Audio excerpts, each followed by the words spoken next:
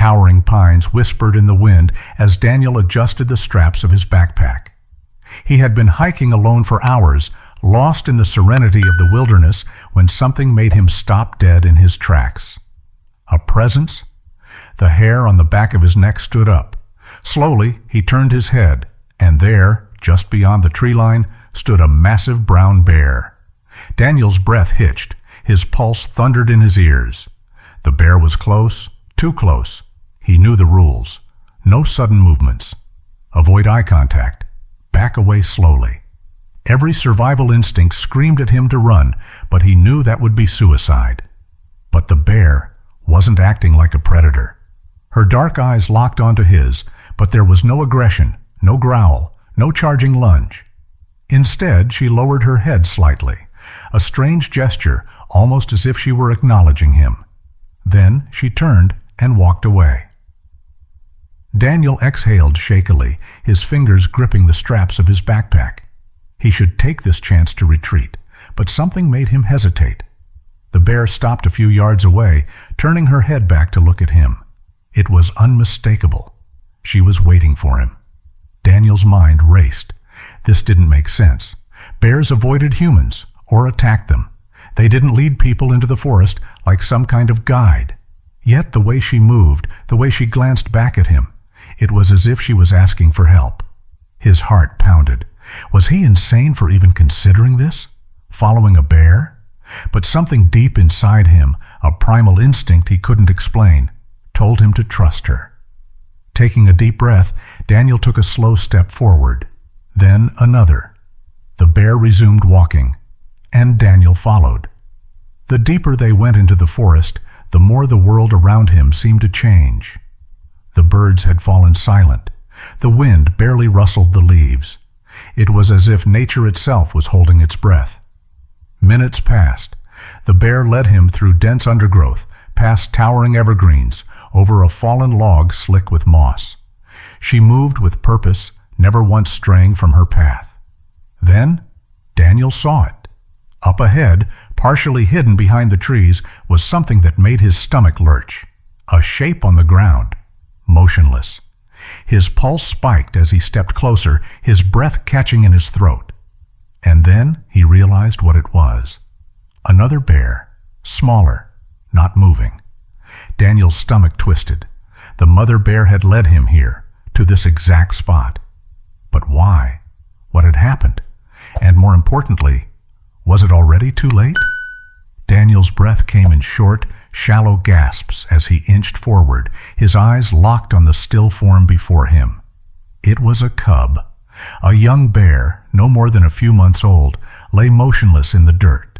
Its tiny chest barely moved, its fur matted with dirt and twigs. It was alive, but just barely. Daniel swallowed hard. His gaze flickered to the mother bear. She stood a few feet away, watching him with an intensity that sent shivers down his spine. Her powerful muscles were tense, but there was no sign of aggression. No warning growl, no defensive posture. She had brought him here for a reason. His mind spun. Was the cub sick? Injured? He scanned the area, looking for clues. No sign of an attack, no blood, no broken bones that he could see. But the little bear was weak, barely responsive. Daniel hesitated. What was he supposed to do? He wasn't a vet. He wasn't a wildlife expert. He was just a hiker who had somehow ended up in the middle of a situation that shouldn't even be possible. But one thing was clear. The cub didn't have much time. Daniel dropped his backpack and knelt down slowly, his movements deliberate. The mother bear tensed, her large paws shifting in the dirt. His heart pounded. He was inches from a bear cub, with its mother standing right there. But then the mother did something that stunned him. She let out a low, soft rumble, not a growl, but a sound filled with urgency. It wasn't a warning. It was a plea. Daniel's throat tightened. She was asking him to help. Carefully, he reached out and brushed the dirt from the cub's fur. Its body was warm, but its breathing was shallow. Dehydration? Exhaustion? Poison? He had no idea. Then his fingers brushed against something, a plastic wrapper crumpled and half buried in the dirt near the cub's mouth. Daniel's stomach twisted. Human trash. He looked around more carefully and saw them. Small, scattered pieces of plastic and food packaging. His jaw clenched. The cub must have eaten something it shouldn't have. Poisoned food. Tainted water. The realization made his blood boil. This was a protected area, yet someone had been careless enough to leave behind deadly garbage. Daniel quickly reached into his backpack, pulling out his water bottle. It wasn't much, but if dehydration was part of the problem, even a few drops could help. He gently poured some into his palm and brought it close to the cub's nose. For a terrifying moment, it didn't react. Then, slowly, weakly, the cub's tongue flicked out, lapping up the water. Daniel's heart soared. It was still fighting. But would it be enough? And if the cub had been poisoned, how much time did they have left? Daniel's hands trembled as he tipped more water into his palm, watching the cub's weak tongue flick out to drink. It wasn't much, but it was something. The mother bear let out a low, rumbling sound, something between a whimper and a growl. She was waiting, watching. Daniel knew he had to act fast. If the cub had ingested poison or spoiled food, every second mattered. He had no medical supplies, no wildlife expertise, just his instincts and a growing sense of urgency. His mind raced. He had to get help. He grabbed his phone, praying for a signal. Nothing. The dense forest had cut him off from the outside world. His only option? Carry the cub back to civilization. His heart pounded. Would the mother bear let him? He slowly reached for the cub, keeping his movements calm and deliberate. As he slid his hands under its frail body, the mother bear let out a sharp huff, stepping forward. Daniel froze. His throat tightened. Was this it? But then she stopped. She didn't lunge. She didn't growl. She just stood there, watching. Daniel realized what was happening. She was letting him do it. She was trusting him. Carefully, he lifted the cub into his arms. It was lighter than he expected, its fragile body barely resisting. He secured it against his chest, then took a cautious step backward. The mother bear rumbled deep in her throat, but didn't move to stop him. Instead, she fell in step behind him. She was following him. Daniel's legs burned as he hurried back through the forest, retracing their path toward the nearest ranger station. The mother bear stayed close, never straying too far, her massive paws crunching over leaves and twigs. The cub stirred weakly in his arms, still fighting, still alive.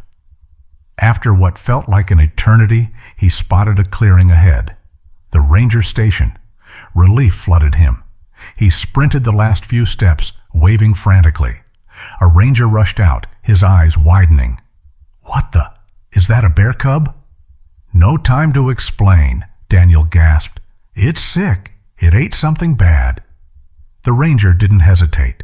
He grabbed a radio, barking instructions. Within moments, they had the cub inside, wrapping it in blankets, administering fluids.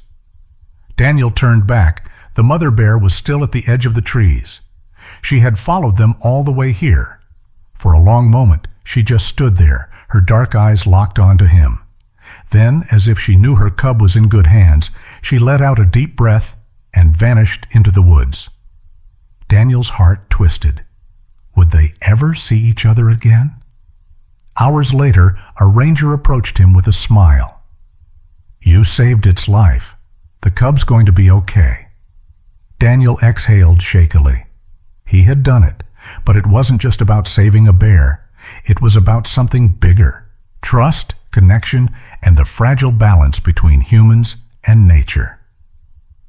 And he would never forget the mother bear who led him through the forest, believing, against all odds, that he could help. What would you have done in Daniel's place? Would you have followed the bear or walked away? Tell us in the comments. This story proves that animals trust more than we think. Do you believe wild animals can sense human kindness? Share your thoughts below. If this story moved you, share it. Let's spread awareness about the incredible bond between humans and wildlife. Subscribe for more unbelievable wildlife encounters. Don't miss the next incredible survival story. Hit the notification bell so you're the first to watch. Like this video if you believe every life, human or animal, deserves a second chance.